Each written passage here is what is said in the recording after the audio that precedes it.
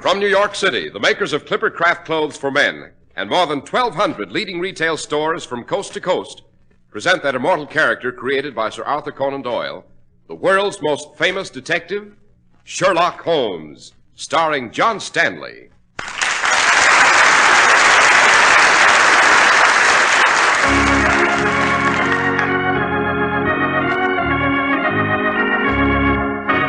This week's story, The Adventure of the Elusive Agent. Holmes, the quarry we followed from the docks went into that room off this corridor here. Right, Watson. What are we waiting here for? Why don't we just go in? Patience, Watson, patience. We cannot precipitate ourselves into a trap on sheer impulse. Holmes, great Scott! Quick, Watson, into that room. The trap is sprung. We must get to the victim.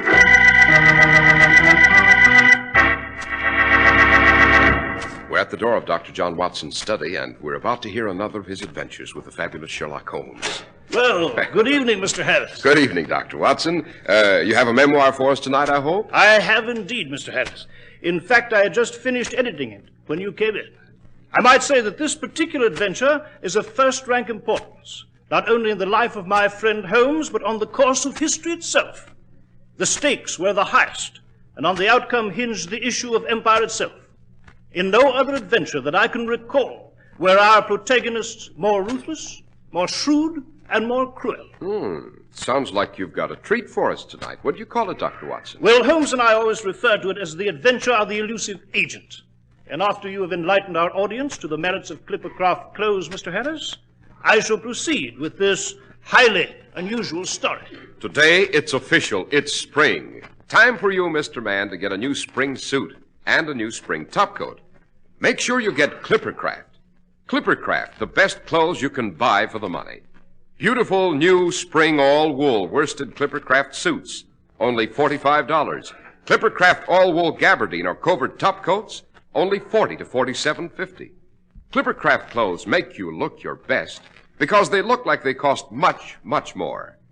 Get your Clippercraft spring outfit tomorrow.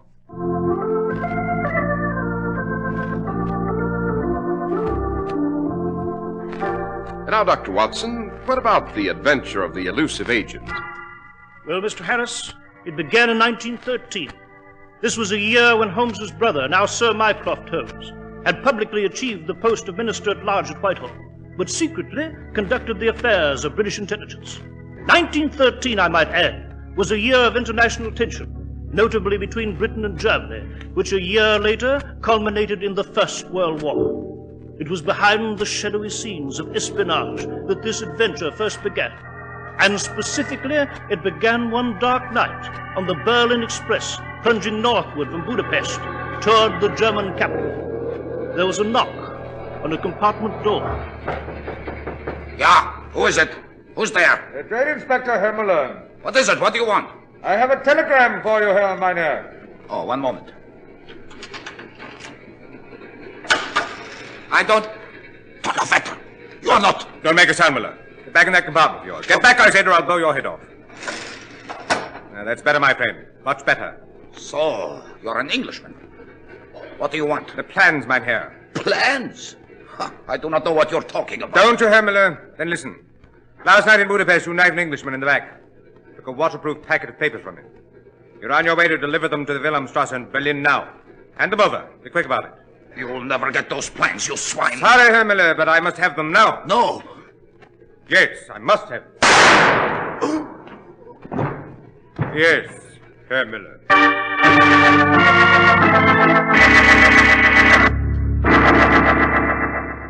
Congratulations, my dear Norton. You've done an excellent job in intercepting that German agent and returning these plans to our embassy here in Berlin. Thank you, Sir Mycroft. Unfortunately, our problem has only begun, my dear boy. These plans are of the highest importance, and we must get them out of Germany and back to Whitehall at once. Now, you understand, these are the originals, the only copies of the plans in existence. They were stolen by this German agent you intercepted from the inventor himself before he was able to get them to the War Office, and we could have copies made. But I understand you're returning to London tonight, are you not, Sir Mycroft? I am, but I cannot take the plans with me. No? Why not, sir? Ostensibly, I am Sir Mycroft Holmes, British minister without portfolio, here on official business. Actually, I'm here to see that these plans get back to London, and the Wilhelmstrasse knows it. I see. I have been watched every step of the way. The Germans have revoked our former privilege and will examine all diplomats of the customs. And we can't risk relaying the data to Whitehall by code on the chance that the Germans may already have broken it. It will be a dangerous and delicate mission to smuggle them out of Germany and... One moment, my boy. By Jove, I believe I have it. Yes, sir?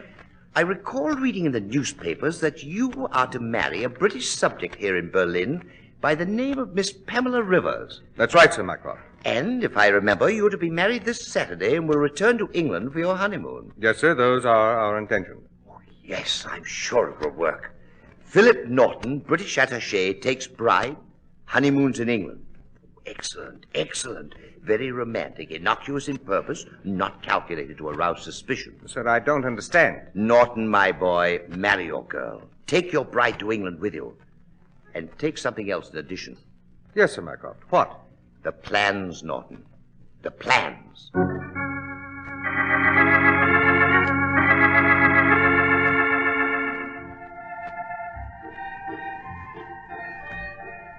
Darling, darling Philip. Oh, it all seems like a wonderful dream. Does it, Pam? Yes, Philip, yes. I'm glad we didn't dance that last dance. I'm glad we came up on deck here together, just the two of us alone. I think I'll always remember this moment, Philip. This moment of our honeymoon.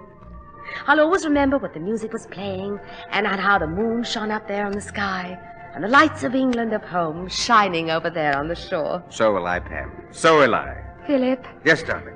Put your arms around me. Hold me close. Pam. Closer, darling, closer. That's it. Oh, darling, darling Philip, kiss me. Now, tell me that you love me. I love you, Pam. I love you, I love you. Do you really, darling? Pam, what? Surprise, darling? Pam, you've got a knife. You just... Yes, you English swine, and you're going to feel the blade again. Now, my dear departed bridegroom, the plans. Ah, yes, here in your coat pocket, as I thought. Now, if I can roll you overboard through the opening in this rail. There, over you go. Goodbye, my romantic darling. And thanks for the wedding present.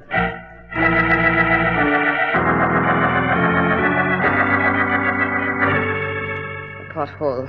Gustav should be below in a small boat. That was the arrangement. Gustav! Gustav, are you there? Ja, Fräulein. You have the plans? Yes. Throw them down to me through the porthole. You are? Thank you, Fräulein. That swine Norton. So he thought he could smuggle the plans... One moment, Gustav. Only half the plans are there. I have the other half. What is the meaning of this? It means that the half I have is for sale. I see.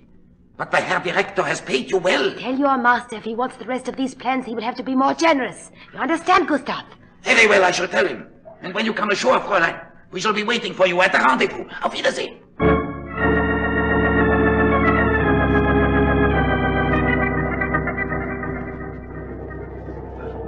So, young Norton disappeared while the Oceania lay at quarantine in Southampton, eh, Mycroft? Yes, Sherlock. I'm sorry to have roused you and Dr. Watson here in the dead of night on a mission you never anticipated, but we have impounded the passengers and crew of the vessel at Southampton for questioning, and we need your talents desperately now. Indeed, if the plans are not recovered, the life of England and of the Empire itself are in jeopardy. Sounds like a formidable affair, I must say. Quite. But, my dear Mycroft, since we are to become involved with these plans, it might be helpful to know something of their nature. These papers, 10 in all, were the designs of a new weapon, Sherlock. A kind of land monster built to revolutionize modern warfare. In short, an armor-plated mobile vehicle we call a tank. A tank, eh? By Jove, Holmes, this sounds like something out of Jules Verne. Yes, it does indeed, Watson. Sherlock, I beg of you to bend every effort to the recovery of those plans, to use every facet of your genius to track them down. Now, be of good cheer, Mycroft. It's my opinion that the plans have already been spirited from the Oceania, but it may not yet be too late. When I get aboard, I shall have some pertinent questions to ask. Whom will you begin with, Holmes? Since it's the bridegroom who's missing, my dear Watson, I shall obviously begin with the bride.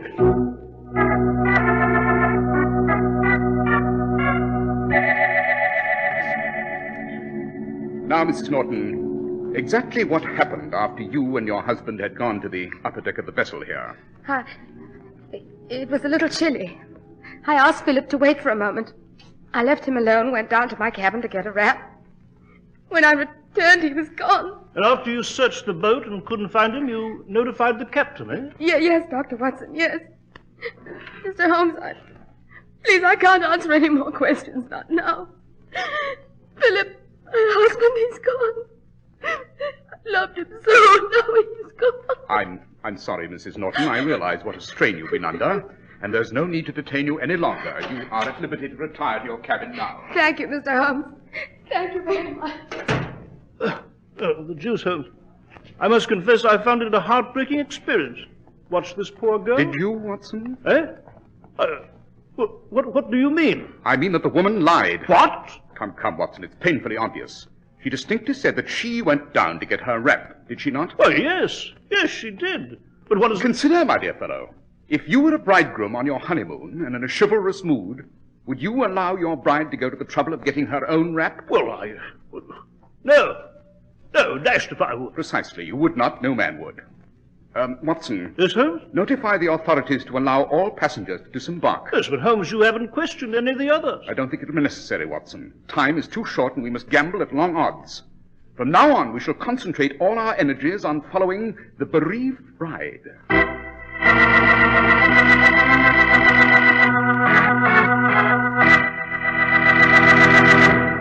Now, with your permission, we're going to transport Sherlock Holmes and Dr. Watson from England to America for a few moments. They are in a typical American city. Oh, I say, Holmes, that's a very successful-looking chap standing there, isn't it? A banker, would you say? Not at all, my dear Watson. He is not a man of wealth or position, but a man of extremely good taste. He looks successful because he succeeded in finding an excellent tailor. Well, then he's an athlete, wouldn't you say? At first glance, yes. But I'm quite sure that his broad shoulders and tapering waist are really the results of excellent clothing design. Well, then he must be wealthy to afford such a splendid tailor. To see what beautiful fabric is in his suit. Oh, my dear Watson, you're obviously unfamiliar with the American way of life.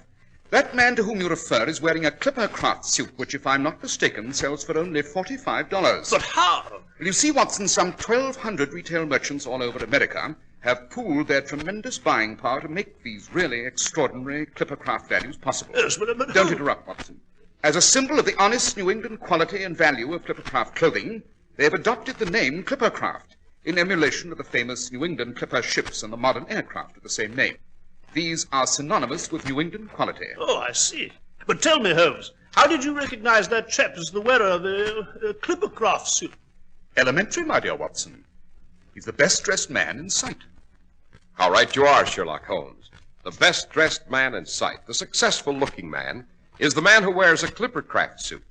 Yet Clippercraft new spring suits cost only $45, and Clippercraft gabardine and covert topcoats only $40 to $47.50. See the new Clippercraft spring styles tomorrow. Clippercraft clothes are sold by your local store, whose business it is to give you honest value. That's why men who know insist on Clippercraft clothes bearing the Clippercraft label. So be sure to visit the Clippercraft store in your city. These leading stores in the metropolitan area are proud to add their names to Clippercraft in your suits and topcoats. In Manhattan, John Wanamaker's men's stores, Broadway at 8th and 67 Liberty Street. Saks 34th, Broadway at 34th. In Brooklyn, Abram and Strauss. In Newark, New Jersey, Boulevard Men's Shop, Kresge Newark. And in Jamaica, the B&B Clothes Shop, 16408 Jamaica Avenue.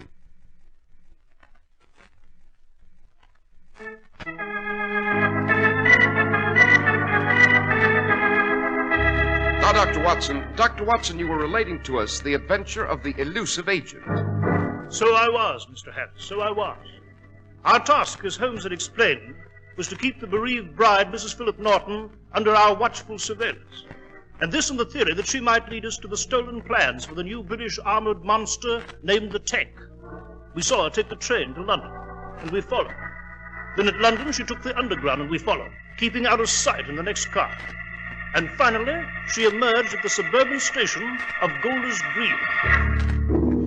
Oh, she went into this house. I believe I saw someone admitted to that door there in the corridor. Yes, quite. We shall wait here for her to emerge, Watson. Yes, but why? Why don't we just go in? Patience, my dear man, patience. Our belief is that Mrs. Norton did not see us shadowing her, but we cannot be sure. She's shrewd, my dear fellow, a consummate actress and no fool. For all we know, this may be a trap. You have your service revolver with you, Watson? Yes, I've got it right here. Good. Better have it ready, my dear fellow. In a very short time, you may have occasion to use it.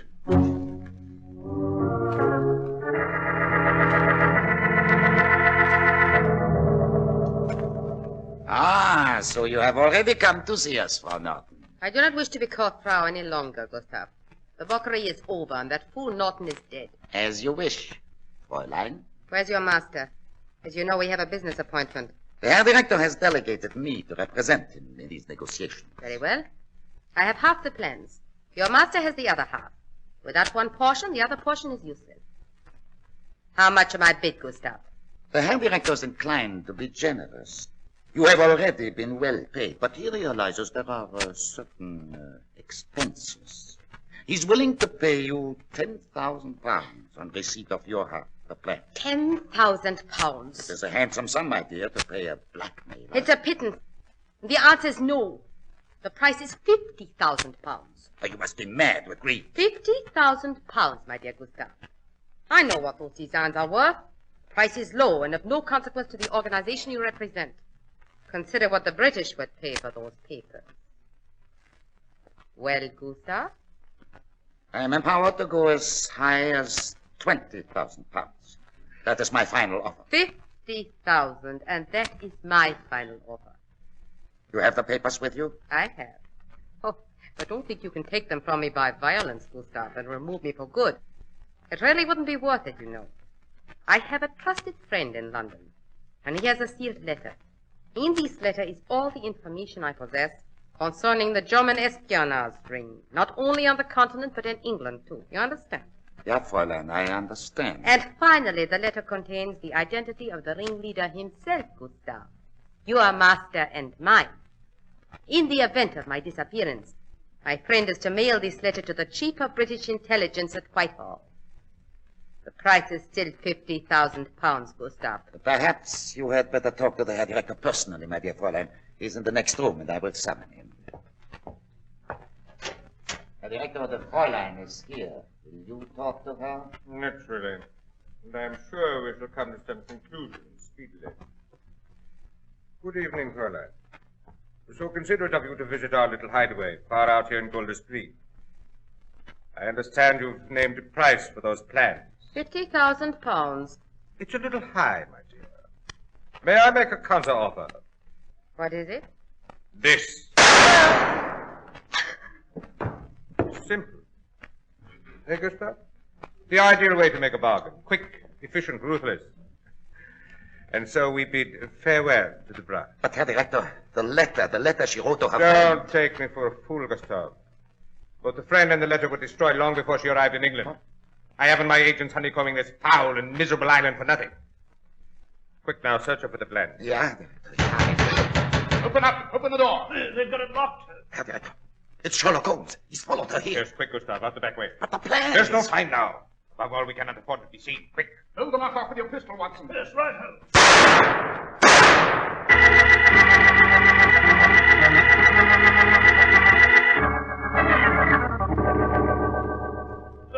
Yes, you know, Holmes, the beggar's got away over the garden wall. Well, Holmes, you got the plans, eh? Yes, Watson. They were on Mrs. Norton's body here. Unfortunately, however, we have only half the packet. Half? Quite.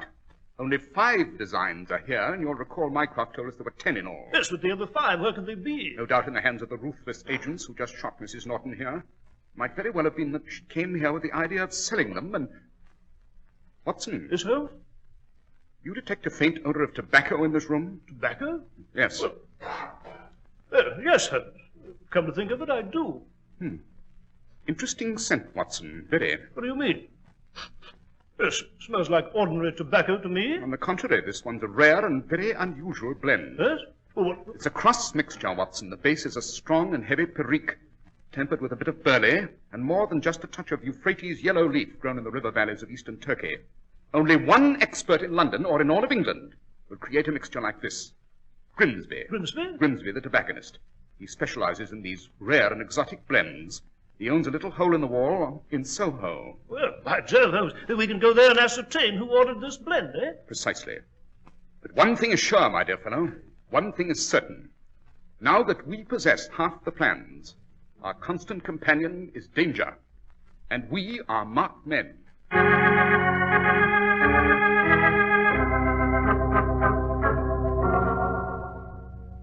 So you did mix that blend I described, Grimsby. Yes, Mr. Holmes, I did. I most certainly did. A very unusual formula, very unique. I made it at the purchaser's own request, of course. And who was this purchaser, Grimsby? Well, now it was a foreign gentleman named Marco, Sir Emil Marco. Marco, eh? Could you describe him to us? Oh, yes, Mr. Holmes. He had a most unusual face, one that you wouldn't soon forget. A tall man he was, sir, very fastidiously dressed with a thin face, somewhat like a hatchet. But it was his mouth you'd notice anywhere. Yes? What about his mouth? And now, Dr. Watson, it had a sort of unfortunate twitch at the corner every now and then, a very annoying habit, to be sure. Yes, quite. Would you know where this Emil Marco lived, Grimsby? Yes, Mr. Holmes, I would. I had a messenger deliver a tin of his tobacco mixture to him. He's staying at the Berkeley Hotel.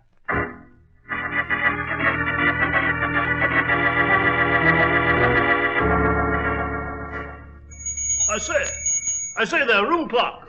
Yes, gentlemen, what can I do for you? We're looking for a gentleman named Marco, Emil Marco.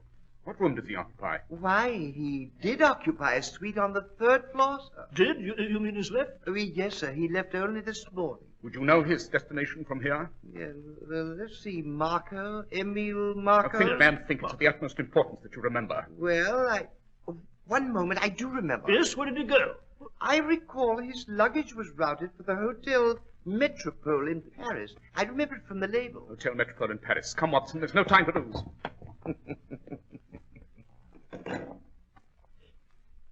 Operator, give me City 923. Yes. Are you there?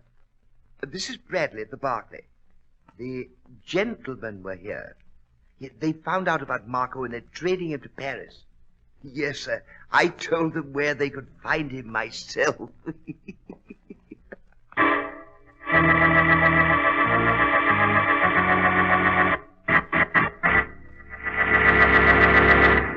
Well, Dr. Watson, you've got us sitting on the edges of our chairs. What happened next in Paris? Patience, my dear Mr. Harris, patience. Next week I shall go on with the adventure of the elusive agent. I can only tell you that from here on events move forward with breathtaking speed, that we walked in the midst of a strange espionage plot, met some ruthless and deadly persons, and almost lost our lives. And so until next week at the same time, Mr. Harris, I shall say good night.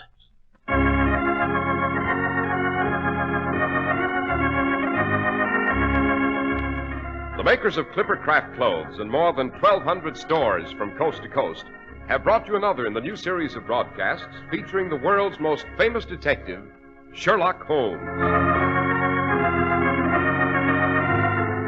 Our stories are based upon the character Sherlock Holmes, created by Sir Arthur Conan Doyle, and the program is produced and directed by Basil Rathbone. Sherlock Holmes is played by John Stanley, Dr. Watson by George Spelton. This week's story was written by Max Ehrlich, with special music by Albert Bourbon.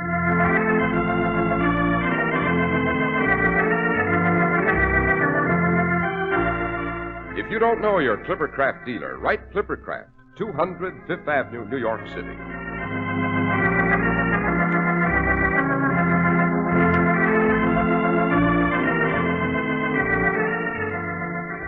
Be sure to listen next week to Sherlock Holmes in Part 2 of The Adventure of the Elusive Agent.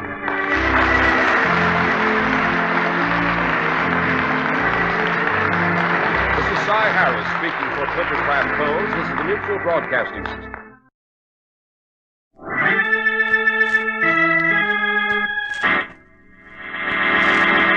From New York City, the makers of Clippercraft Clothes for Men and more than 1,200 leading retail stores from coast to coast presents Sir Arthur Conan Doyle's immortal character, the world's most famous detective, Sherlock Holmes, starring John Stanley.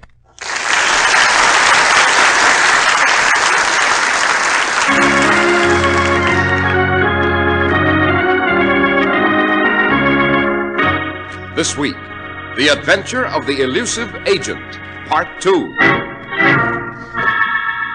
There it is, Holmes. 27 Ludwigstrasse. Ugly building. Yes, and there's the front door, Watson. Shall we mount the stairs and ring? Suicidal, I'd say.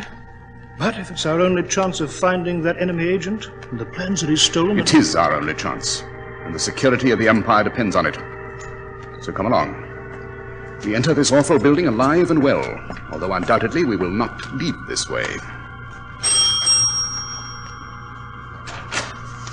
Come in, Mr. Holmes and Dr. Watson. We've quite a reception prepared for you.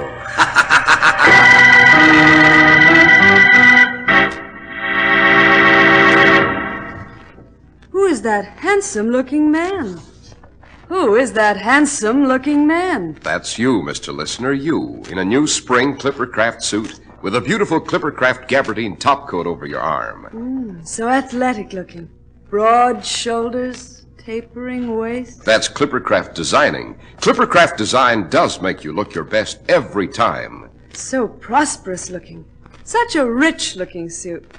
Such beautiful tailoring. Shh. Your new Clippercraft spring suit in 100% all-wool worsted costs only $45. That's right, only $45. And your new spring Clippercraft topcoat in genuine gabardine or all-wool covert is only $40 to $47.50. What an impressive executive type. Maybe an executive and certainly a man of excellent judgment who understands that when more than 1,200 independent merchants pool their tremendous buying power, as those Clippercraft merchants have done, they can offer you really fabulous values, as they do in Clippercraft clothes. What a well-dressed man. What a handsome-looking man. What a successful-looking man. He's for me. That's you. You in a new spring Clippercraft suit. Better choose yours tomorrow.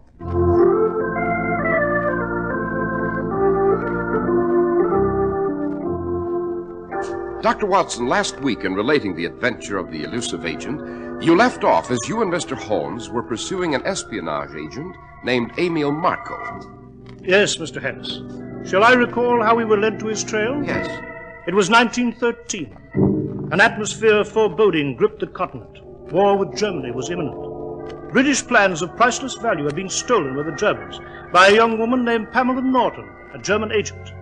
This Norton girl turned over half of the plans that she'd stolen to a chap named Gustav, who represented the leader of a huge espionage ring. Following the disappearance of the plans, Sir Mycroft Holmes asked his brother Sherlock to step in. In short order, Holmes and I were close to capturing the girl. But you may remember, Mr. Harris, we arrived too late. She'd been killed by the master spy because she refused to turn the other half of the plans over to him without receiving a gigantic sum. The master spy then vanished without having had time to seize the missing half from the girl's dead body. Detecting the odor of a rare tobacco about the room where the girl's corpse was found, Holmes and I, we dashed to a shop in Soho, the shop of the chap named Grimsby. We'd half the plans. The Germans had the other half. Both sides were in a deadlock, for the plans were useless unless they were complete. Grimsby, the tobacconist, described his client who used that tobacco, a Mr. Emil Marco, he said. Tall, thin, with a weird habit of twitching his mouth. We learned that this Emil Marco, the master spy, was in Paris at the Hotel Metropole. Shortly thereafter, Mr. Harris, Holmes and I were aboard the boat train for Dover on our way to Paris.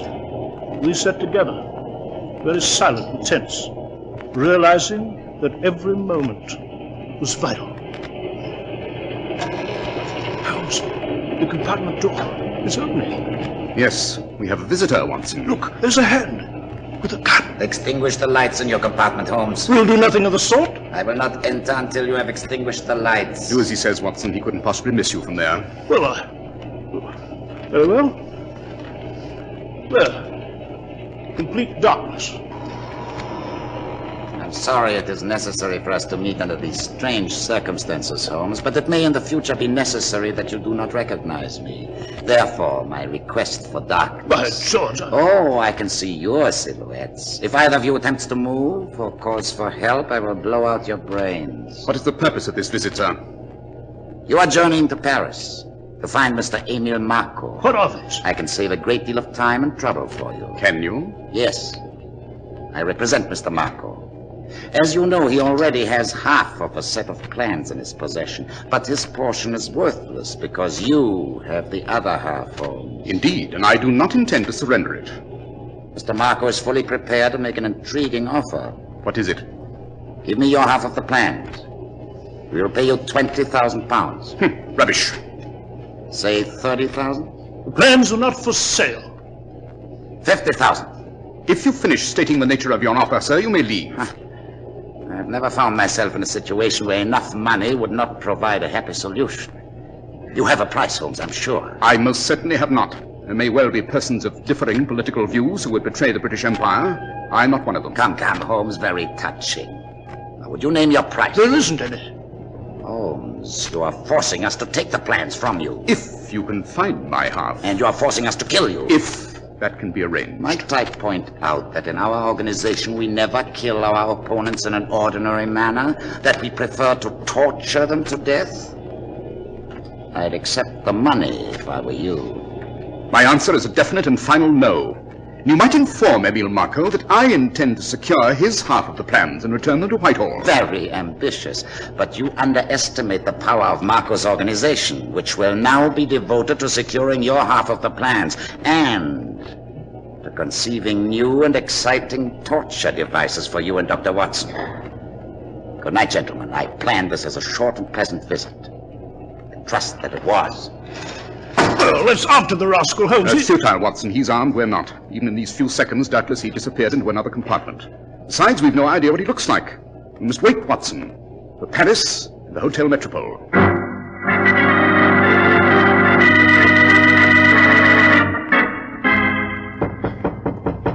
Maman, I will open the door. Ah, bonsoir. Bonsoir, mademoiselle. I am Sherlock Holmes. My colleague, Dr. Watson. Oh, how do you do? Enchanté. The clerk downstairs told us this was Emile Marco's suite. It is. May we come in? Yes, of course. I am Mademoiselle Mathilde Piaget.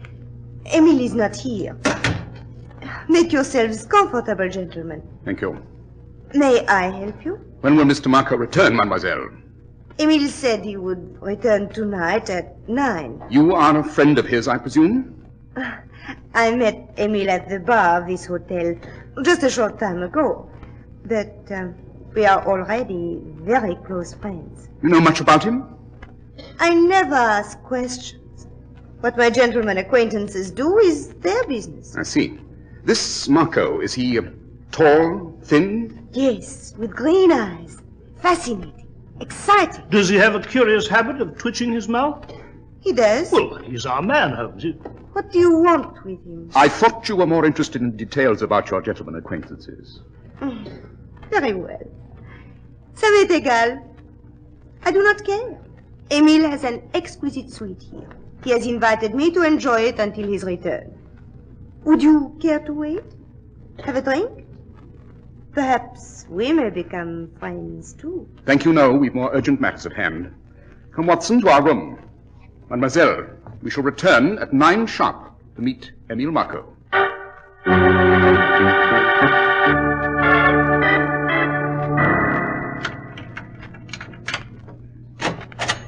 These are lovely rooms they've given us here at the hotel, eh, Holmes? Yes, Watson. But obviously an intruder has chosen to upset the decor. Yes, by Jove, someone has been here to our rooms. Made a ghastly mess of them. Look, they've opened every drawer in the chest. And our luggage. Yes, forced open and the contents strewn on the floor.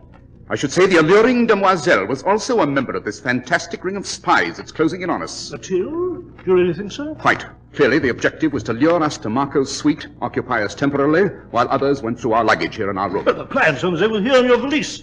They may have stolen your half of the plans. Precisely why I'm rummaging through the luggage. Well, are they gone?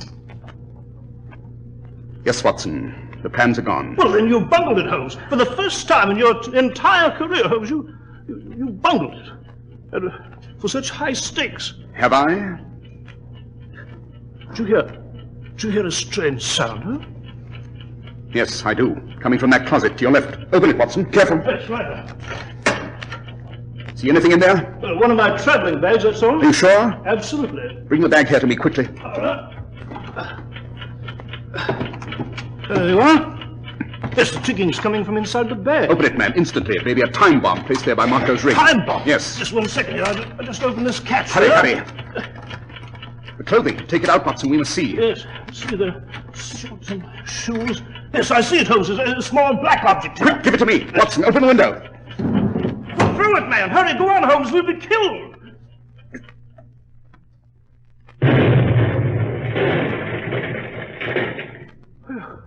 It went off in the yard. We were a split second away from being blown to bits. It's quite. The stairway, Watson. Follow me. Where to? Downstairs. I shall speak to the clerk at the main desk. I don't believe a word that French girl said. I do not believe Marco's gone until 9. I do believe that if we challenge this spy ring that has us trapped here in the hotel, it'll be death immediately, either for them or for us. And that is just the way I want it.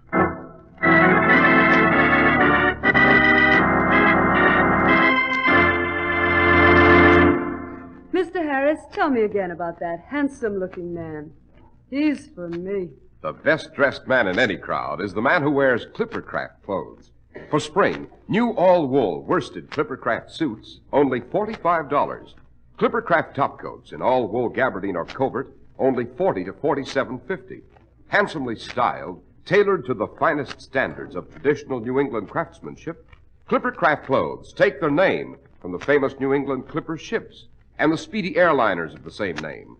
Sold by more than 1,200 independent local merchants from coast to coast, the leading hometown merchants everywhere.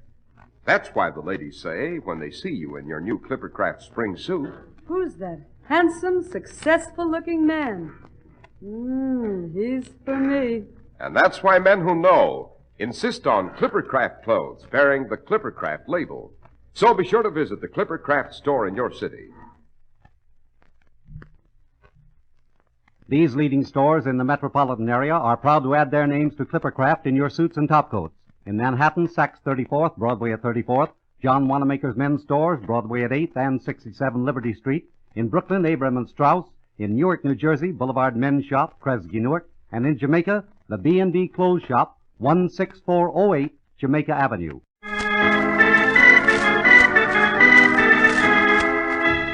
Well, Dr. Watson, I can't recall you and Mr. Holmes being in a more baffling and dangerous situation than at the Hotel Metropole in Paris, a few steps behind Emile Marco, the elusive enemy agent. It was extremely dangerous, Mr. Harris.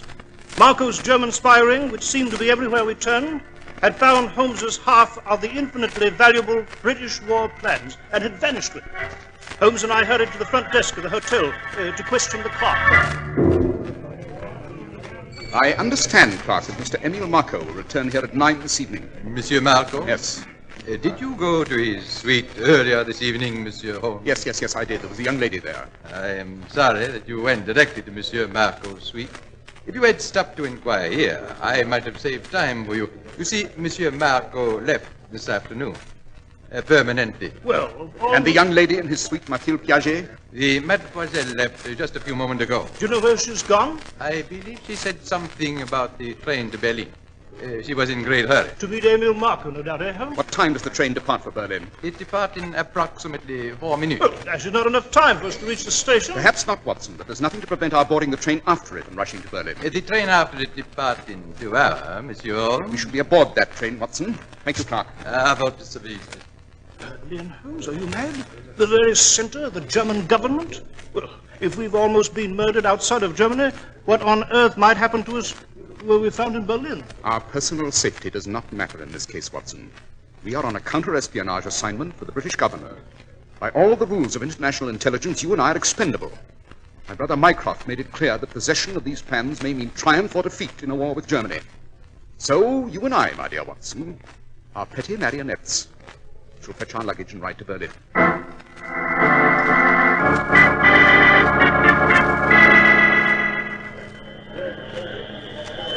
Awfully crowded, this Berlin station, Holmes. Yes, Watson, and I dare say this crowd is neatly spiced with Marco's men awaiting an opportunity to strike. Very foolhardy, Holmes, to have entered the trap this way. How the dickens will you ever find that French girl?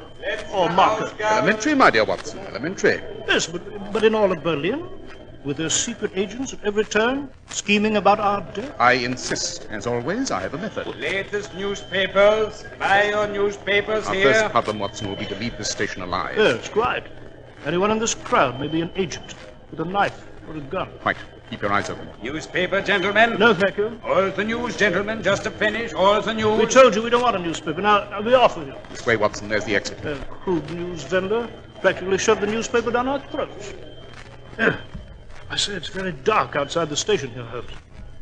Is it advisable for us to step out this way? We cannot remain here at the railway terminal. We must find our coquette and Marco. Right, there's the exit. One moment, Holmes. What is it? That news vendor. He seems to be following us. Just your imagination. No, I don't think so. He was at the center of the station when we stepped off the train. He's been right behind us ever since. All right. Walk through the exit. That's it. Watch him. He's still behind us. Duck into this doorway. It's as black as pitch. We'll lose him. Yes, right. Now, wait. See if he comes through the exit. We'll be helpless, Holmes. I'm sure he has a gun. Shh. Wait. There he is. He's looking about. I see you two gentlemen in the doorway. You will remain there, please. Do not move, do not speak. I have a gun. I am coming over to chat with you.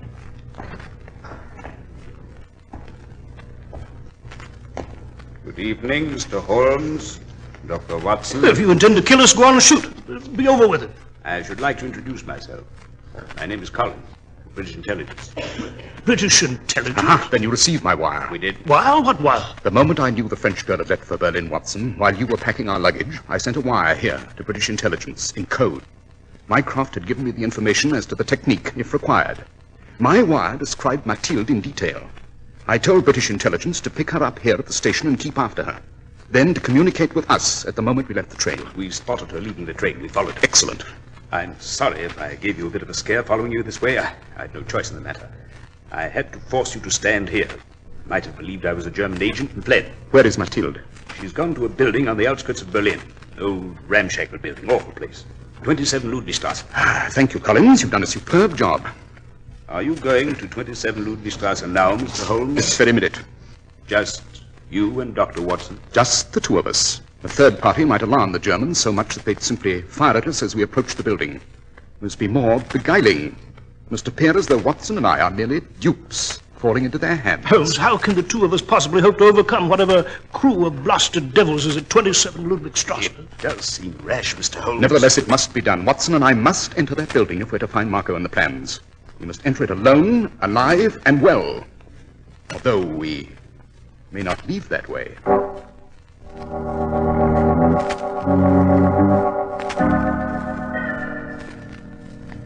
There it is, Holmes. 27 Ludwigstrasse. It's an ugly building. Front door, Watson. Shall we mount the stairs and ring? Suicidal, I'd say. But if it's our only chance, Come along, then.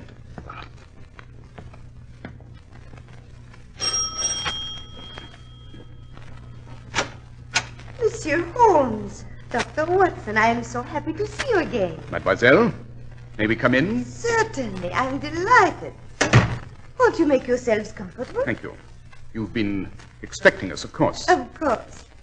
We were sorry that our time bomb did not kill you at the Hotel Metropole. We realized you would continue your efforts to find Emile Marco and the plans our men took from your luggage. Where is Marco? I am afraid you will not meet him, Dr. Watson. And why won't we meet this Marco? Oh, because we are going to kill you, Monsieur Holmes. Oh? Oh, I am being rude. I forgot.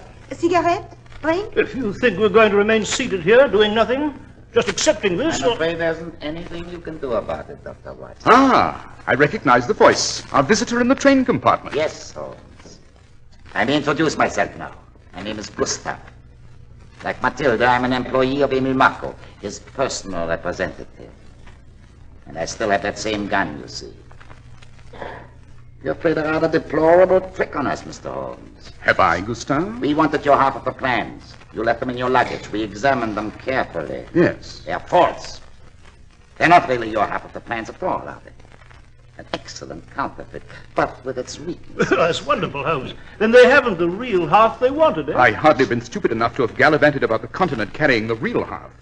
I resent that, Gustave. You've underestimated me. I beg your pardon, Holmes. Now, as for the business at hand, I'd like you to meet a friend of ours. Peter. Yeah, Gustav. Peter, this is Mr. Holmes and Dr. Watson. I see. I will take care of them for you. Peter was a wrestler. Unfortunately, he was dropped. His tactics were illegal. Too cruel. You may leave, Matilda. Yes, Gustave. Good night, Monsieur Holmes. Doctor? Peter has made quite a study of the human body, Holmes. He's a specialist in various methods of creating unbearable pain. Yeah. I have my own way. Holmes, we want to know exactly where the real half of the plans is. Your half. I haven't the slightest intention of revealing that, Gustave. Dr. Watson, could Holmes have told you where he has hidden those papers? He did not. If he did, I would defy you to learn their whereabouts. I was afraid this would be your answer. You're a reckless gentleman, Holmes. You force me to take all sorts of steps that I'm most reluctant to take. I'm a mild-mannered soul. I believe the problems of man versus man can be settled on a cordial level. I dislike animal tactics. But, since you insist, Peter. Yeah, Gustav. Ready. I will make them talk very quickly by taking hold of the arms. You may recall, Holmes, in the train compartment, I said we never kill our opponents in an ordinary manner. We torture them to death. I want to know where the papers are, Holmes. But perhaps it will require just a bit of persuasion. Peter. Yeah. So, I take this horns and... That's it, Peter. That's it. Go on. Persuade them.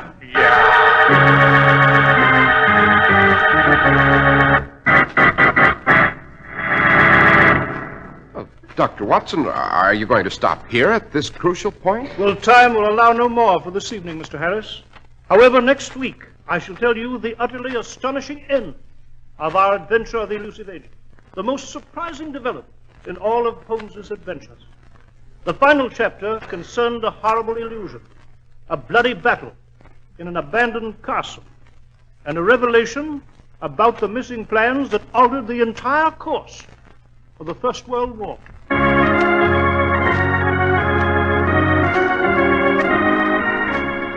The makers of Clippercraft clothes and more than 1,200 stores from coast to coast have brought you another in the new series of broadcasts featuring the world's most famous detective, Sherlock Holmes. Our stories are based upon the character Sherlock Holmes, created by Sir Arthur Conan Doyle, and the program is produced and directed by Basil Rathbone. Sherlock Holmes is played by John Stanley, Dr. Watson by George Spelman. This week's story was written by Howard Merrill with special music by Albert Berman. If you don't know your Clippercraft dealer, write Clippercraft, 200 Fifth Avenue, New York City. Be sure to listen next week to Sherlock Holmes in the final chapter of The Adventure of the Elusive Agent.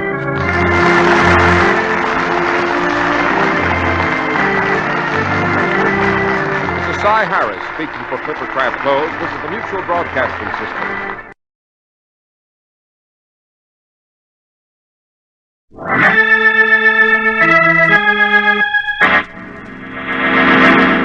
From New York City, the makers of Clippercraft clothes for men and more than 1,200 leading retail stores from coast to coast present that immortal character created by Sir Arthur Conan Doyle, the world's most famous detective, Sherlock Holmes, starring John Stanley.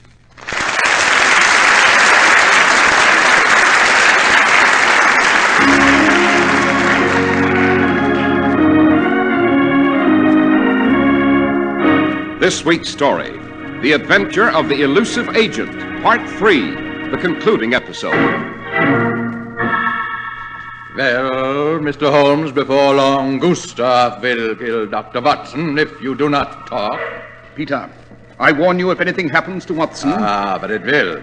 You do not know, Gustav, a man with the smoothness of silk, but hard as stone beneath. You only can save Dr. Watson. I am quite aware of my dilemma. But what you and Gustav have failed to observe is that... Get back, you British swine! I'll kill you here and now.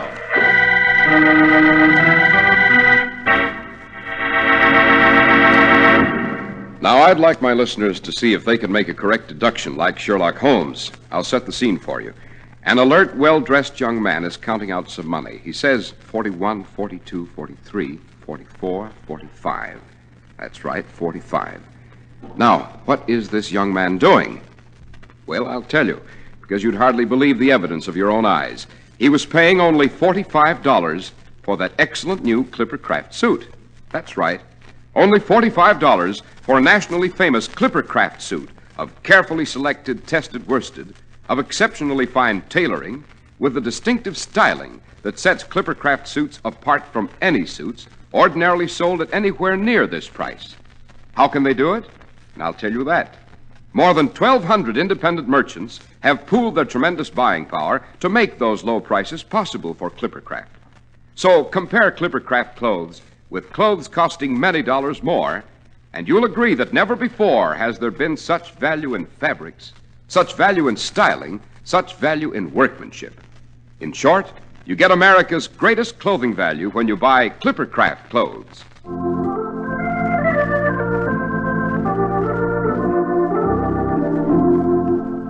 Dr. Watson, last week, in relating the adventure of the elusive agent, you arrived in Berlin and finally reached the house of Emil Marco, the phantom German secret agent you'd been pursuing over half a continent. Yes, Mr. Harris, but unfortunately we found ourselves in enemy hands. Shall I recall the circumstances for our audience? By all means, Dr. Watson. As you know, it was the year 1913, a year when Germany and Britain were striving for mastery, a year when ominous war clouds were already gathering. Holmes's brother, Sir Mycroft, who was head of British intelligence, had called us in to recover some plans for the new and top-secret British tech, which German intelligence had stolen. Well, after a series of desperate circumstances, Holmes and I managed to obtain half of the plans, of which only one copy existed. Without the other half, the entire set was useless.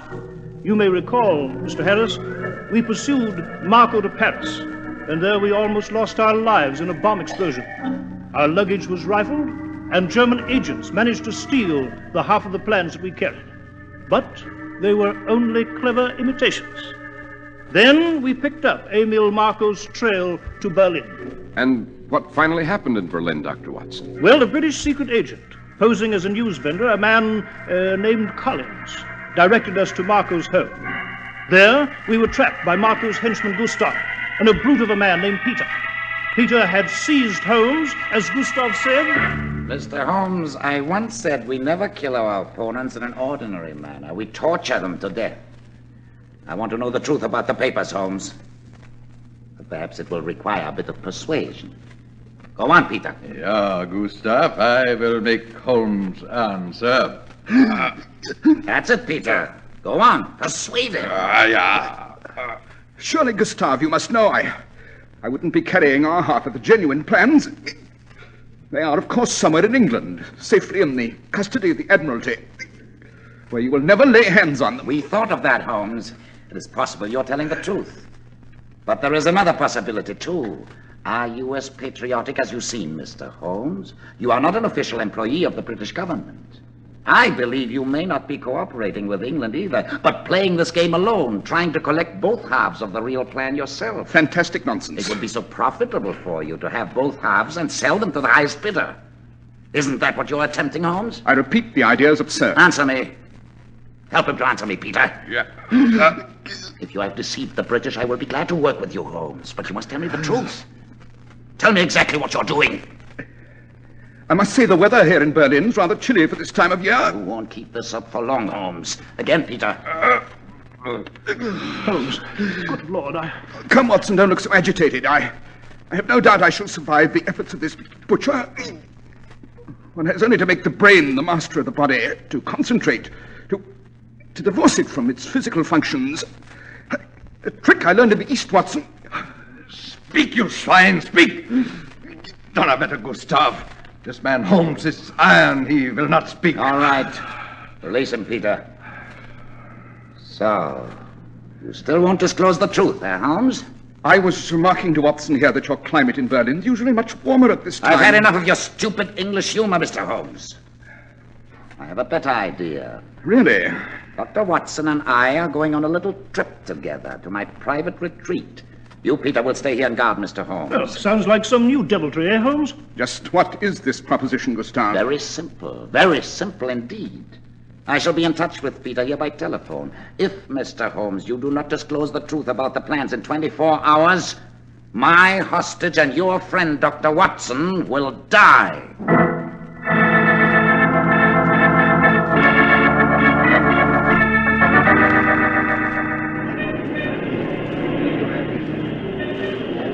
Newspaper, Fräulein? Afternoon newspaper? No, go away. I do not want any newspaper. But you will find it interesting to read for your lunch hour. The Kaiser has told the British... Go away. Stop following me. And if you persist, I shall call the police. Step into this alley here, quick. What do you want? Collins, R-52 British Intelligence. The fleet rides high at Scapa Flow. Quick, identify and give me the counterpass. Greta Brunner, telephone employee, Berlin Central Exchange G19. Counterpass, the Dahlias, Grow High in Devonshire. Good. Move back further into the alley. Yes. Here, where you can't be seen. Yes. Now listen. A friend of ours has been spirited from a house at 27 Ludwigstrasse. Another friend is being held there, also under custody. Telephone has been installed at the house. Yes, go on. It's possible that a call will come to the house from the German agent who has left it. Can you tap that call and find out where it came from? Yes, I think so. Another girl works the switchboard on that line, See but that she becomes ill and has to go home. You know how? Yes. If a call comes through, get in touch with me at once. I'll be waiting at this number.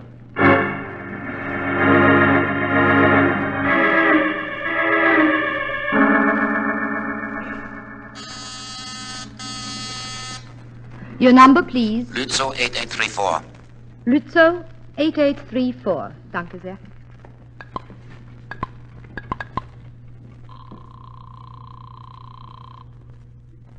Yeah, who is this? Peter, this is Gustav. Has Holmes weakened yet? No, the swine will not talk. I see. Tell him that I am cutting the time to 12 hours. I will continue to hold his friend here at the Schloss until then. After that, it will be all over.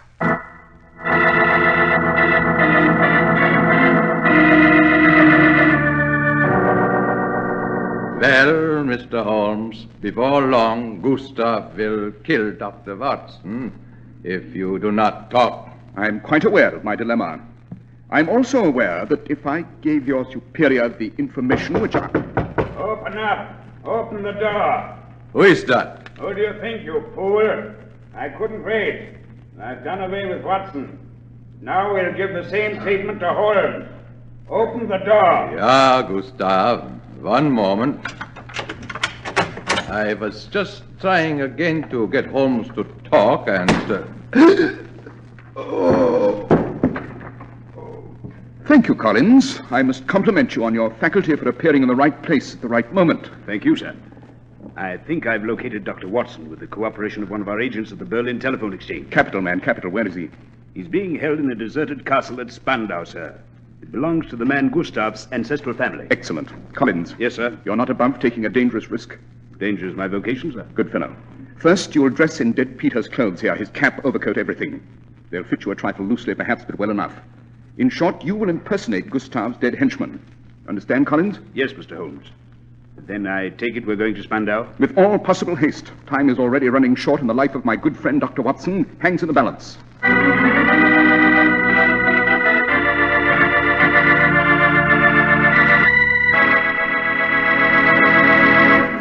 Before you buy that new spring suit, just remember this.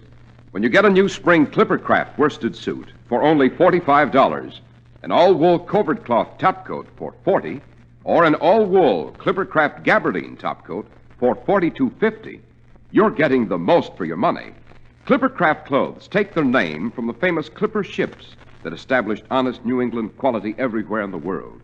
Yet they're as modern as the Clipper planes that fly around the world today. Yes, you can trust Clippercraft clothes and the men who sell them.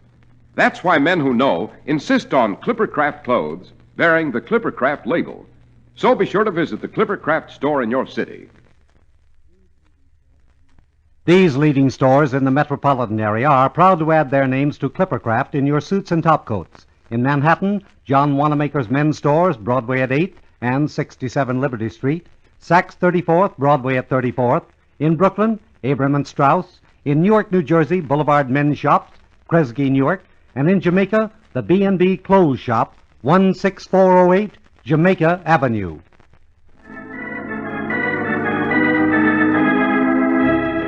Well, Dr. Watson, Mr. Holmes and Collins, the British agent, were off to rescue you at the castle in Spandau, where Gustav held you as his prisoner. Yes, Mr. Harris, the castle in Spandau was a huge deserted spot. In the dead of night, Holmes stood with Collins before the entrance. Look, Mr. Holmes. Vultures flying over the castle. Instinct, Collins. They expect a human death.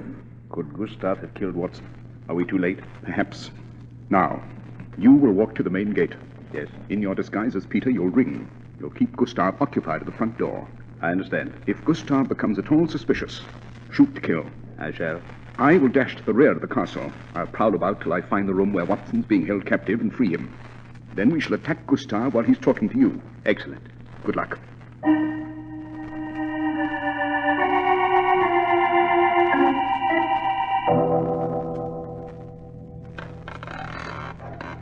Who's there? Will you come back, Gustav?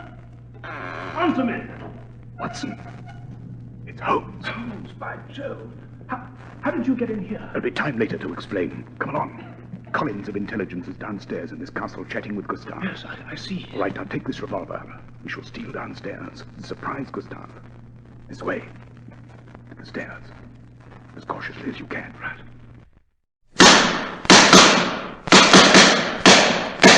What on earth has happened? Something's gone wrong with Collins. Terribly wrong. Hurry, Watson, run down these stairs. Wait, look. Staggering up these stairs toward us. It's Gustav. His face is covered with blood. Yes, he discovered Collins was disguised. They exchanged shots. Well, Gustav's been hit 2 or 3 times, you see? He's holding his side there. Blood from his chest, too. He's grasped the railing. Holmes! Dr. Watson! Where one German falls, many more will rise. We will yet have the plans. You seem successful now, but any victory over us is an illusion. Well, he's falling down the stairs. Yes, let him fall to the death he so eminently deserves, Watson. But where is our own agent? Where's Collins? This way, toward the front of the building, where he and Gustav shut it out. There he is, lying on the floor there. Is he dead? Yes, Watson. Poor devil. Shot through the head. Thank heaven the first bullet from Gustav's revolver ended it for him. He didn't suffer. I shall inform my brother Mycroft at Whitehall that Agent Collins died valiantly in the performance of his assigned duty. Where to now, Holmes? We've still not found Germany's half of the plans for the new tank. We've still not found the master spy, Emil Marker. The answer to those crucial questions, Watson, lies in London. Yes, but we left London days and days ago. We fought our way here to Berlin to find Marco and retrieve the papers. Nevertheless, the answer is in London. We must get out of Germany. How? We're surrounded. We shall board the very next train from Berlin to the French border and meet whatever awaits us.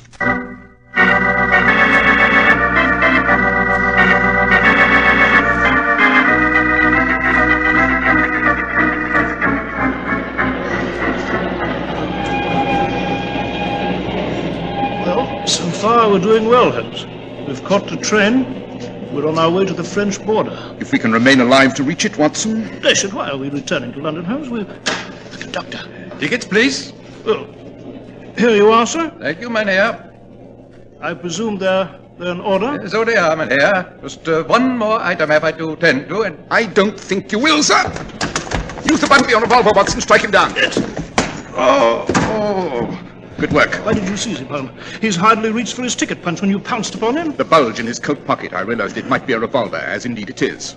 No, he's another of Marco's endless supply of killers. He was assigned to murder us here. Well, we can't leave him here. There'll be an inquiry. Oh, yes, we can leave him. You see, we are leaving this train. At the first stop? No, immediately. There may be other German agents aboard. There are just 2 of us. We can't take the risk. My intention, you see, Watson, was to do just this even before the conductor arrived. We boarded the train ostentatiously, so they'd make plans for us all along the route. Now, we shall spring the trap. Come, to the corridor. Open that door, Watson. Holmes, we can't leave off the train at this speed. It's our only chance. We shall wait for a run of what is apparently soft earth. Now relax as you go, Watson. Arms and legs loose.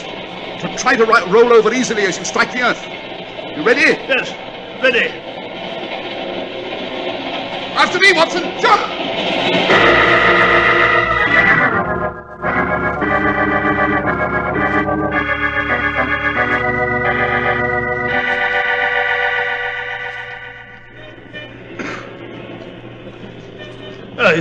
It's wonderful to be back on the streets of London, eh, Holmes? Yes, quite.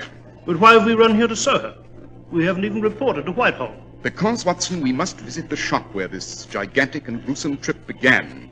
The shop of Grimsby, the tobacconist. Grimsby's shop? But why?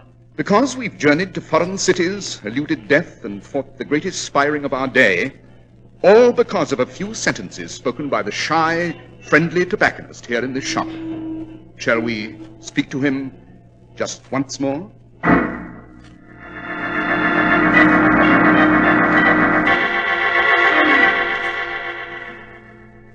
Back in London, Mr. Holmes and Dr. Watson? Yes, Grimsby.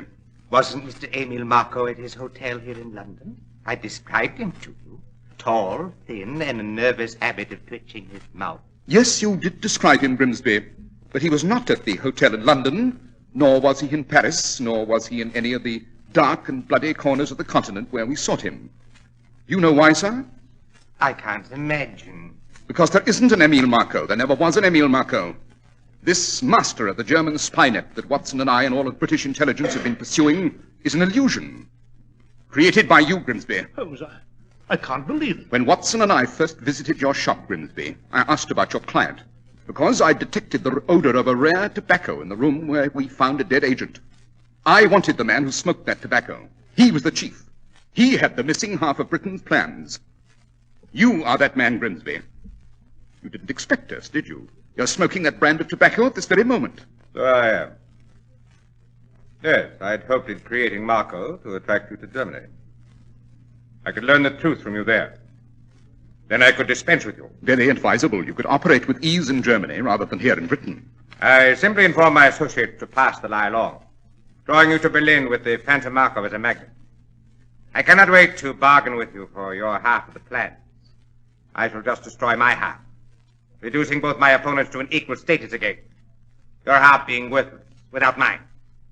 I shall burn my half. It's here in my pocket. Britain will never have the weapon it seeks. Here, set a match to these papers I hold in my hand. Go on, Dr. Watson, or I shall blow your head off with this revolver. I can't do it, Holmes. Do as he says, Watson. He'll kill you. Very well. Thank you. Now I must leave. Lock this door from the outside. Do not attempt to shout or leave until I have disappeared down the street, or I will shoot. Auf Wiedersehen, gentlemen. He's gone, Holmes. Vanished into the crowd. The plans, they're burned to a crisp. Quickly, Watson, pick up that chair. Don't lose time trying to force the lock on that door. Smash the glass with that chair. Right you are. Now a cab, Watson. Grimsby will try to leave London instantly. A cab to Waterloo Station.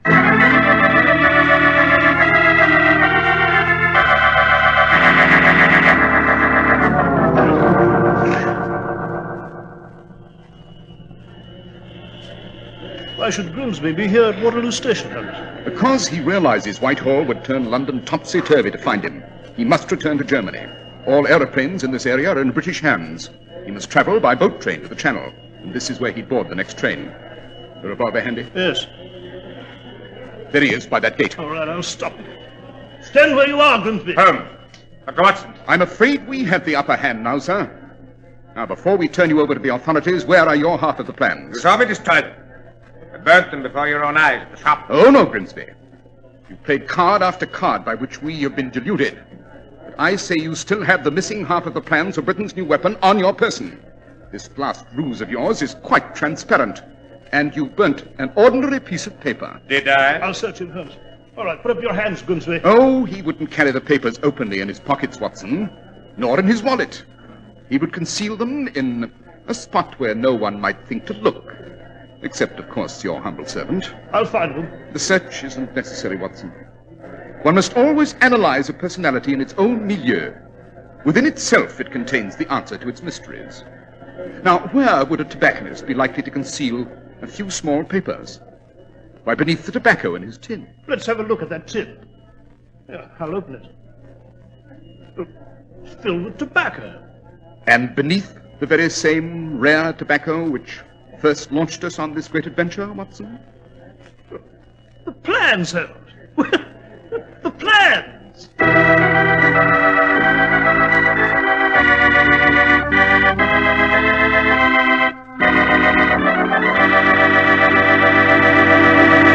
Well, Dr. Watson, the adventure of the elusive agent was really one of the most exciting adventures you and Mr. Holmes have ever had, and a crucial point in the history of World War I, may I add. Yes, indeed, Mr. Harris. As you know, the British did succeed in keeping their plans for the tank a secret.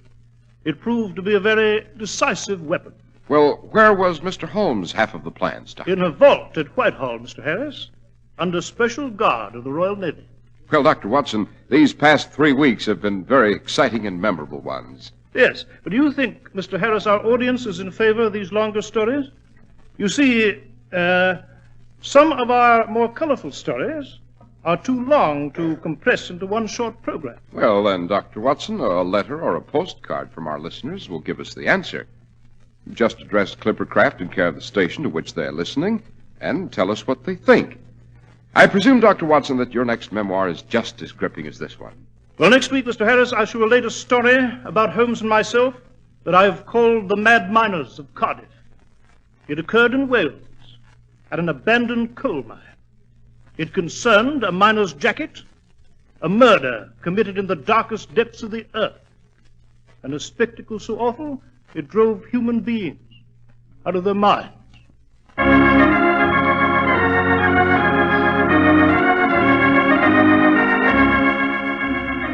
The makers of Clippercraft clothes and more than 1,200 stores from coast to coast have brought you another in the new series of broadcasts featuring the world's most famous detective, Sherlock Holmes. Our stories are based upon the character Sherlock Holmes created by Sir Arthur Conan Doyle, and the program is produced and directed by Basil Rathbone. Sherlock Holmes is played by John Stanley, Dr. Watson by George Spelvin. This week's story was written by Max Ehrlich and Howard Merrill, with special music by Albert Berman.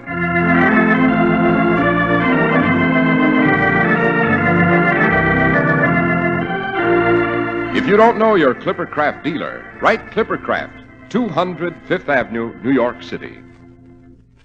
Be a friendly neighbor and buy your Easter seals to provide proper medical care, healthful recreation, and special vocational training for crippled children. Every Easter seal you buy helps a crippled child to meet the challenge of a handicap. Be sure to listen next week to Sherlock Holmes in The Mad Miners of Cardiff. This is Cy Harris speaking for Clippercraft Clothes. This is the Mutual Broadcasting System.